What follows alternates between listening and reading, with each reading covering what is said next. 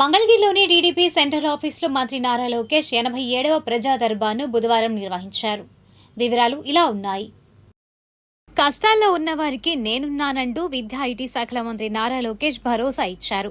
మంగళగిరిలోని తెలుగుదేశం పార్టీ కేంద్ర కార్యాలయంలో 87వ రోజు ప్రజా దర్బార్ నిర్వహించారు. వివిధ సమస్యలపై పార్టీ కార్యాలయానికి తరలివచ్చిన సామాన్యులు, పార్టీ కార్యకర్తలను మంత్రి ఆప్యాయంగా పలకరించారు. వివిధ సమస్యలపై వారి నుంచి వినతులు స్వీకరించారు. సౌత్ కోస్ట్ రైల్వే ఏర్పాటు నేపథ్యంలో విజయవాడలోని లోకో పైలట్ల గాల సికింద్రాబాద్ డిపోను తరలించకుండా విజయవాడలోనే కొనసాగించేలా తగిన చర్యలు తీసుకోవాలని సిబ్బంది మంత్రి నారా లోకేష్ ను కలిసి విజ్ఞప్తి చేశారు.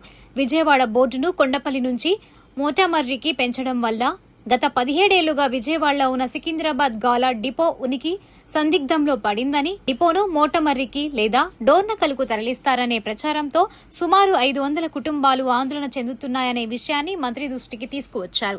ఆచార్య నాగార్జున విశ్వవిద్యాలయంలో గత 20 ఏళ్లుగా పనిచేస్తున్న దినసరి వేతన ఉద్యోగులను క్రమబద్దీకరించాలని all universities employees and workers union దినసరి ఉద్యోగుల కమిటీ ప్రతినిధులు మంత్రి నారా లోకేష్ ను కలిసి కోరారు. కోవిడ్ వల్ల నష్టపోయిన హైర్ బస్ యజమానుల బస్సులకు రీప్లేస్మెంట్ కల్పించి ఆదుకోవాలని AP hire bus owners welfare association ప్రతినిధులు మంత్రి నారా లోకేష్ ను కలిసి విజ్ఞప్తి చేశారు.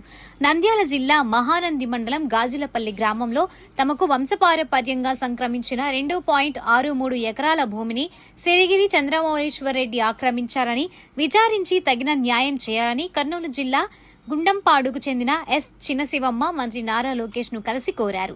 ఆయా